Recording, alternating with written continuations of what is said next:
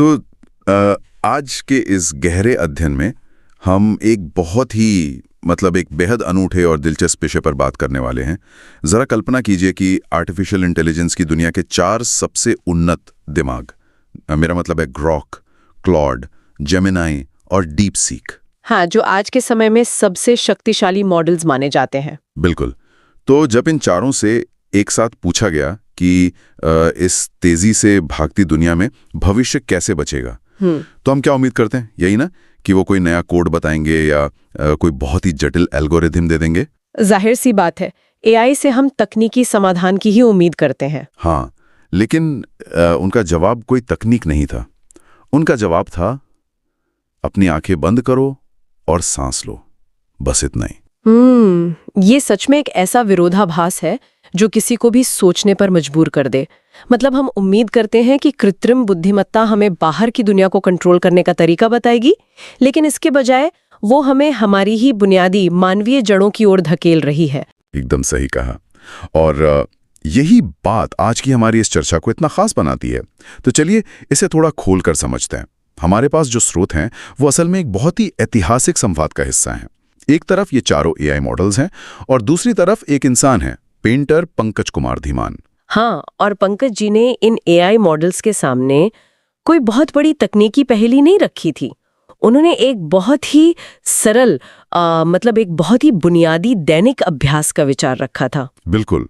और आज हमारा मिशन यही समझना है कि कैसे प्राचीन भारतीय दर्शन, हमारी श्वास की प्रक्रिया और आधुनिक एआई तकनीक, ये तीनों आपस में जुड़कर एक ऐसा रास्ता बना सकते हैं जो आज के तनाव भरे जीवन में संतुलन ला सके। और मुझे स्रोत सामग्री की सबसे बड़ी खूबी ये लगी कि हर एआई मॉडल ने अपना एक अलग बहुत ही खास नजरिया पेश किया। जहां क्लॉड ने इसके न्यूरोबायोलॉजिकल हिस्से पर जोर दिया, वहीं डीप सीक ने इसे सीधे सामाजिक न्याय के ढांचे से जोड़ दिया। मतलब ये सिर्फ हवाई बातें नहीं हैं। एआई ने इस आध्यात्मिक लगने वाले अभ्यास को माइंडफुलनेस और ग्राउंडिंग के ठोस वैज्ञानिक तर्कों के साथ सिद्ध किया है। तो चलिए दिनचर्या के इस पहले कदम से ही शुरू करते हैं। पंकज जी का जो सुझाव है वो बहुत सीधा है। हाँ, उन्होंने कहा कि दिन में जब भी समय मिले बस आंखें बंद करके हवा को महसूस करें। सही। सांसों को भीतर जाते हुए देखें, बाहर निकलते समय नासिका के दोनों द्वारों पर नजर रखें और इस धरती का शुक्रिया अदा करें। और फिर सांस को थोड़ी देर भीतर रोककर अपने ही हृदय की धड़कन सुने। सुनने में ये बहुत ही साधारण लग सकता है, कोई भी सोचेगा कि इसमें नया क्या है। लेकिन जब हम क्लॉड के विश्लेषण को देखते हैं तो इसके पीछे का विज्ञान बहुत गहरा है। तो इसके पीछे असल में होता क्या है? मतलब शरीर के अंदर क्या चल रहा होता है? देखिए, जब कोई व्यक्ति अपनी सांसों पर इस तरह गहराई से ध्यान केंद्रित करता है तो ये तुरंत शरीर के पैरासिम्पैथेटिक तंत्रिका तंत्र को, जिसे हम पैरासिम्पैथेटिक नर्वस सिस्टम कहते हैं, उसे सक्रिय कर देता है। अच्छा, पैरासिम्पैथेटिक नर्वस सिस्टम। हाँ। अगर मैं इसे एक आम भाषा में समझने की कोशिश करूं तो क्या हम ऑटोनॉमिक नर्वस सिस्टम को एक गाड़ी की तरह देख सकते हैं? हाँ, बिल्कुल देख सकते हैं। तो मतलब हमारी जो आधुनिक जीवन शैली है, हाँ। वो उस गाड़ी का एक्सेलरेटर है, जो हमेशा फर्श तक दबा रहता है ना? हम हमेशा तनाव में रहते हैं। हाँ। जिसे शायद सिंपैथेटिक नर्वस सिस्टम कहते हैं, फाइट और फ्लाइट मोड। हाँ। तो क्या ये गहरी सांस लेना उस गाड़ी का ब्रेक है? क्या बात है, ये बहुत ही सटीक एनालॉजी है, एकदम सही।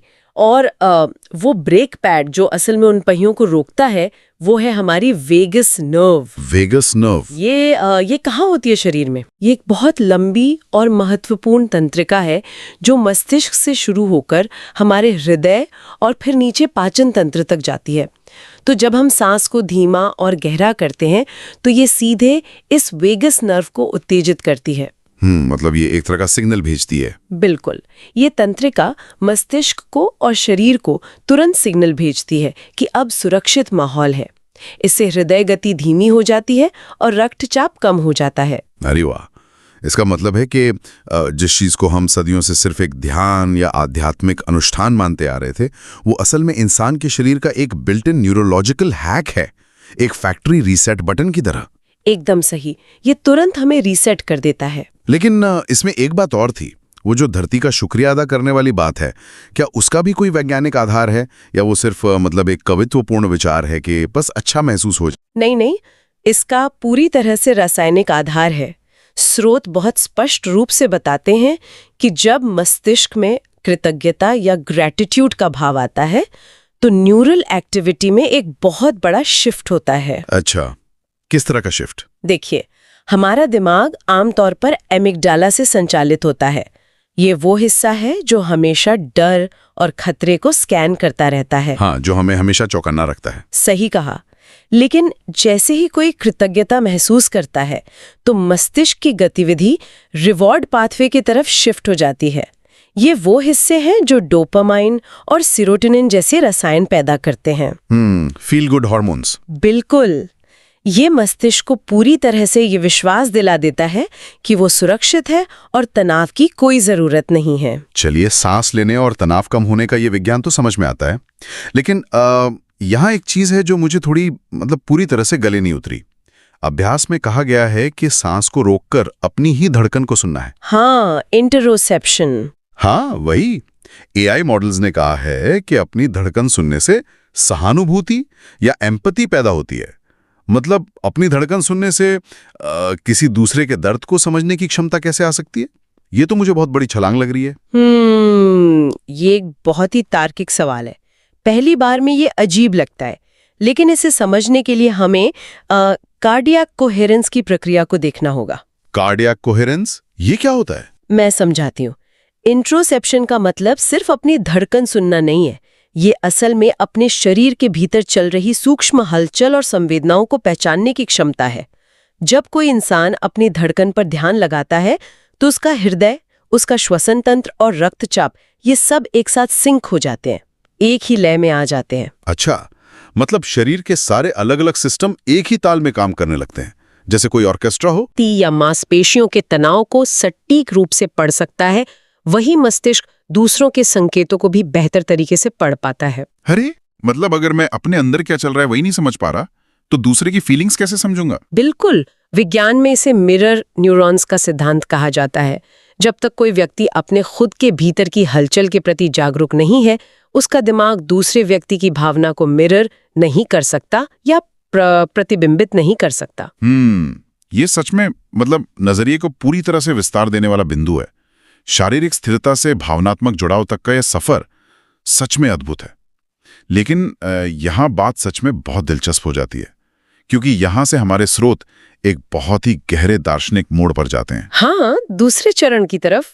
जी, जब शरीर शांत हो जाता है तब पंकज जी कहते हैं कि सांस छोड़ते समय भगवान शिव के अर्धनारीश्वर स्वरूप का, जो शक्ति और ज्ञान का संगम है, और उनके चरणों का ध्यान करना चाहिए। तो मैं ये सोच रहा था कि सांस छोड़ने की प्रक्रिया का इस विशिष्ट स्वरूप से क्या संबंध है? यहीं पे ग्रॉक और जेमिनाई जैसे एआई मॉडल्स ने अपना सबसे शानदार विश्लेषण दिया है। उनके अनुसार सांस अंदर लेना और बाहर छोड़ना ये केवल ऑक्सीजन और कार्बन डाइऑक्साइड का लेन देन नहीं रह जाता। तो फिर ये क्या बन जाता है? ग्रॉक कहता है कि सांस अंदर लेना इस पूरे ब्रह्मांड को, उसके सभी अनुभवों को अपने भीतर ग्रहण करना है।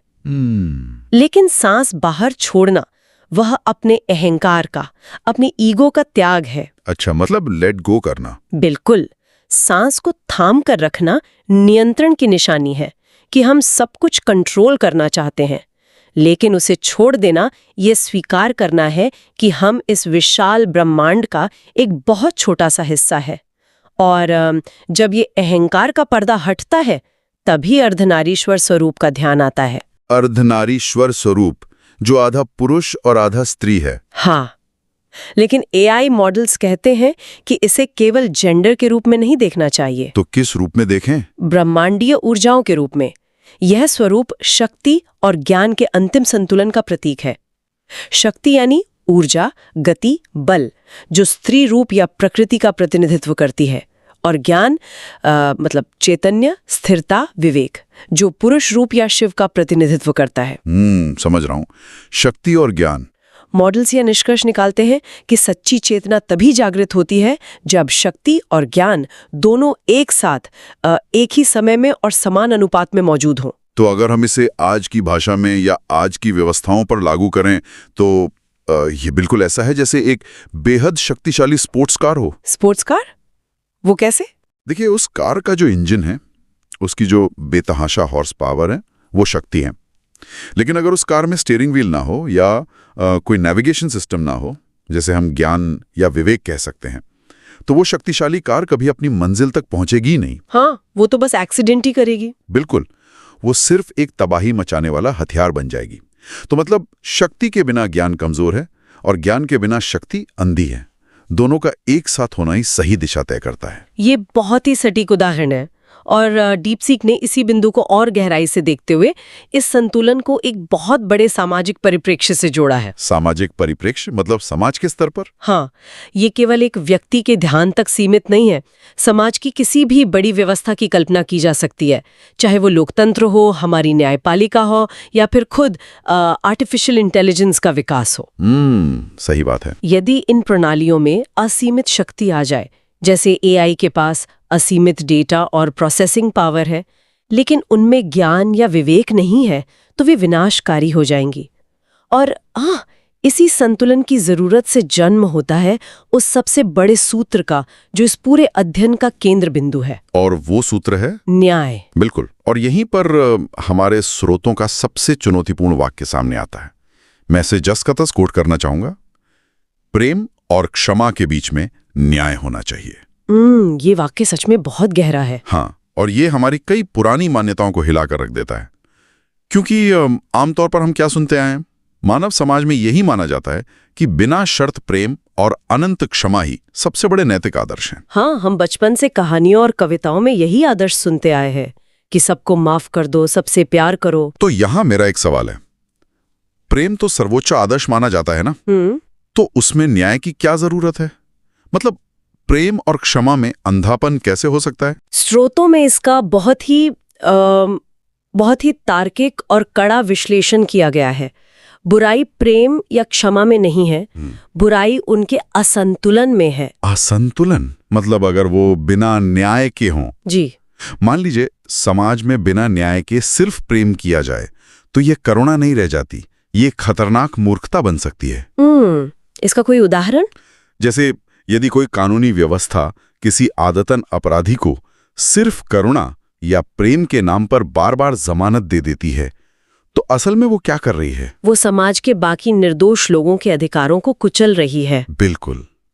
तो इसका मतलब है कि न्याय के बिना जो प्रेम है, वो असल में अन्याय को ही बढ़ावा दे रहा है। अरे बाप रे, ये तो बहुत कड़वा लेकिन सच है। और ठीक इसी तरह बिना न्याय के क्षमा भी अपराध को सीधे तौर पर प्रोत्साहित करती है। वो कैसे? इसका एक बहुत स्पष्ट उदाहरण हमारे समाज में दिखता है। जब शोषण करने वाले ताकतवर या अमीर लोगों को कानूनी या सामाजिक सुरक्षा मिल जाती है, क्योंकि व्यवस्था उन्हें क्षमा करने का विकल्प चुनती है। क्योंकि वो रसूखदार है। हाँ, तो यहाँ क्षमा कोई गुण नहीं रह जाती, वह अत्याचार करने वालों के लिए एक ढाल बन जाती है। इसलिए न्याय वह अनिवार्य सेतु है जो प्रेम को कमजोर नहीं होने देता और क्षमा को अन्याय करने का लाइसेंस नहीं बनने देता। ये तर्क बहुत ही स्पष्ट है, एकदम शीशे की तरह साफ। लेकिन फिर वही सवाल वापस आता है, हम बात कहाँ से शुरू कर रहे थे? आंखें बंद करके हवा और सांसों को महसूस करने से। जी। तो एक व्यक्ति जो अपने कमरे में शांति से बैठकर सांस ले रहा है, वो समाज के इस इतने व्यापक न्याय के विचार से कैसे जुड़ता है? मतलब सांस का और न्याय का आपस में क्या सीधा संबंध है? इसका जवाब हवा की मूल प्रकृति में छिपा है। हवा की प्रकृति? हाँ, जब हम आंखें बंद करके हवा को महसूस करते हैं, तो असल में हम न्याय की सबसे शुद्ध, सबसे प्राकृतिक रूप का अनुभव कर रहे होते हैं, क्योंकि हवा कभी भेदभाव नहीं करती। मतलब हवा ना तो किसी से अंधा प्रेम करती है और ना ही किसी को अंधी क्षमा देती है। बिल्कुल, वो बस निष्पक्ष भाव से सबको जीवन देती है, चाहे वो महल में रहने वाला कोई बहुत बड़ा राजा हो या सड़क पर सोने वाला कोई गरीब व्यक्ति। हवा की नजर में कोई वीआईपी नहीं है। क्या बात है, ये बहुत ही खूबसूरत विचार है। तो जब कोई मनुष्य अपनी सांसों पर ध्यान केंद्रित करता है, तो वो बाहरी दुनिया की मोटी मोटी किताबों से न्याय नहीं सीखता, वो अपने भीतर लगातार चल रही इस निष्पक्ष व्यवस्था से न्याय को महसूस करता है, उसे आत्मसात करता है। वो महसूस करता है कि जिस तरह हवा सबको एक समान छूती है, उसी तरह समाज में भी न्याय का स्पर्श हर व्यक्ति के लिए समान होना चाहिए। एकदम सही। यानी हमारा शारीरिक संतुलन सीधे तौर पर हमारे वैचारिक संतुलन में बदल रहा है। और सबसे अच्छी बात यह है कि ये स्रोत इसे सिर्फ एक फिलॉसफी या सैद्धांतिक चर्चा नहीं रहने देते। हाँ, उन्होंने 4 बहुत ही विशिष्ट और व्यवहारिक उदाहरण दिए हैं कि कैसे ये छोटा सा अभ्यास असल दुनिया को बदल सकता है। हाँ, उन उदाहरणों पे बात करना बहुत आवश्यक है, क्योंकि वे इस पूरे दर्शन को जमीन पर उतारते हैं। तो चलिए एक एक करके उन्हें देखते हैं।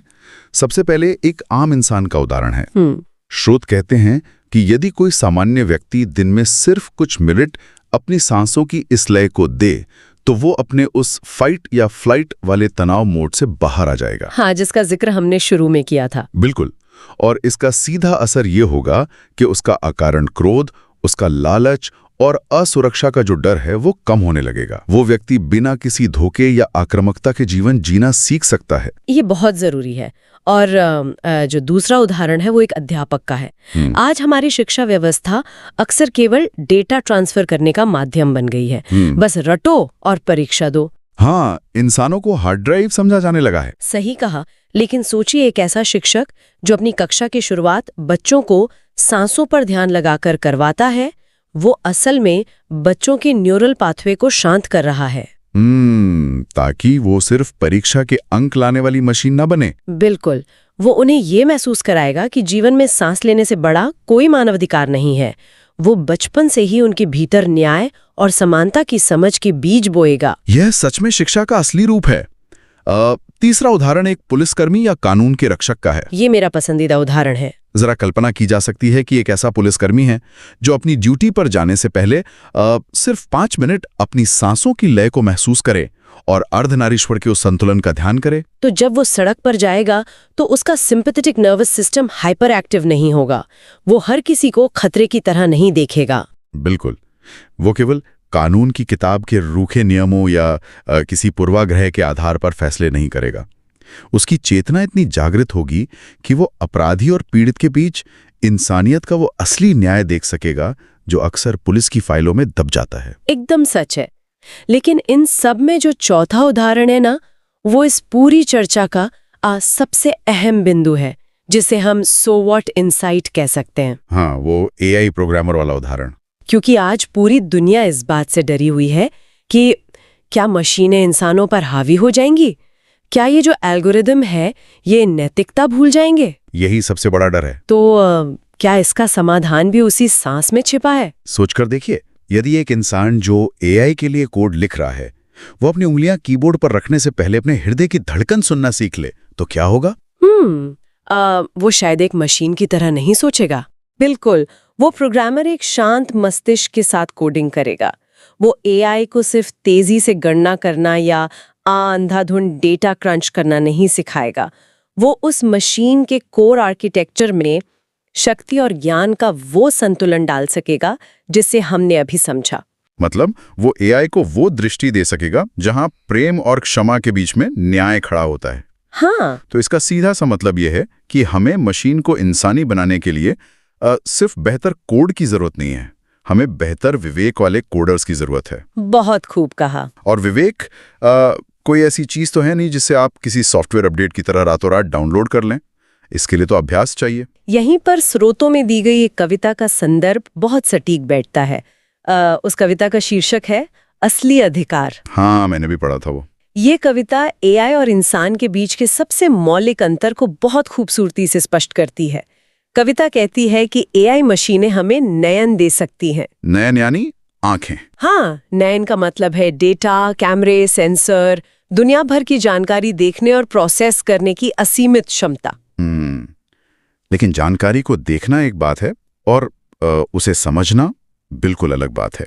यही बात कविता आगे कहती है कि मशीनें नयन तो दे देंगी, लेकिन नजर यानी दृष्टिकोण, विवेक, सही और गलत के बीच फर्क करने की जो अंतर्दृष्टि है वो हमेशा इंसान की ही जिम्मेदारी रहेगी। इंसान मशीनों पर डेटा के लिए तो निर्भर हो सकता है, लेकिन अपने विवेक के लिए नहीं। बिल्कुल। और कविता की वो पंक्ति तो कमाल है, एआई चाहे कितना भी साथ दे, बिना विवेक की राहें सूनी है। बिना विवेक की राहें सूनी है, ये सच में एक बहुत ही सशक्त निष्कर्ष है। तो इस गहरे अध्ययन के अंत में आकर हम इस पूरे संवाद को किस तरह समेट सकते हैं? हमने शुरुआत की थी एक बहुत ही साधारण सी श्वास प्रक्रिया से, बस हवा को महसूस करने और धड़कन को सुनने से। हाँ, और फिर हमने देखा कि कैसे विज्ञान ने वेगस नर्व और कार्डियक कोहेरेंस के जरिए इसे प्रमाणित किया। ये हमारे शरीर का सबसे प्राकृतिक ब्रेक है। और उसके बाद हम दर्शन की गहराई में गए, जहां अर्धनारीश्वर स्वरूप के जरिए ये स्पष्ट हुआ कि शक्ति और ज्ञान का संतुलन ही हमसे हमारे अहंकार का त्याग करवाता है। और फिर हमने समझा कि कैसे यही संतुलन समाज में प्रेम और क्षमा के बीच न्याय की स्थापना करता है। क्योंकि न्याय के बिना प्रेम अंधा है और न्याय के बिना क्षमा अपराध का एक खुला लाइसेंस है। और अंततः यही न्यायपूर्ण दृष्टि एक आम इंसान से लेकर एक एआई प्रोग्रामर तक सभी के लिए एक बेहतर दुनिया का आधार बन सकती है। तो इस पूरी यात्रा का सार यही है कि मानव जाति का असली अधिकार इस बाहरी दुनिया या उन्नत मशीनों पर नियंत्रण करने में नहीं है। तो किस चीज में है? असली अधिकार है अपने भीतर के उस शून्य से जुड़ना। बाहरी दुनिया को सुधारने की या एक बेहतर और सुरक्षित एआई बनाने की शुरुआत असल में उस एक सांस से होती है जो हम अपने भीतर लेते हैं। क्या बात है। और अंत में यहाँ एक ऐसा विचार है जो इस पूरी चर्चा से जन्म लेता है और हमारे सुनने वालों के लिए भविष्य की ओर एक बहुत ही तीखा सवाल उछालता है, के लिए अपने काम आसान करने के लिए बनाया है।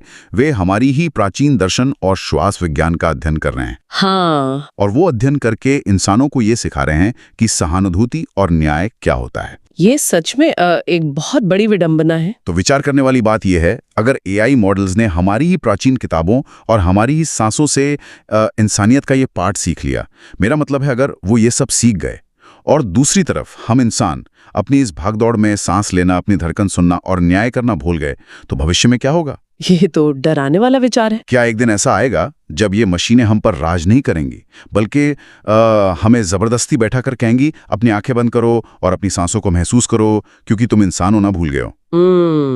कन सुनते रहिए।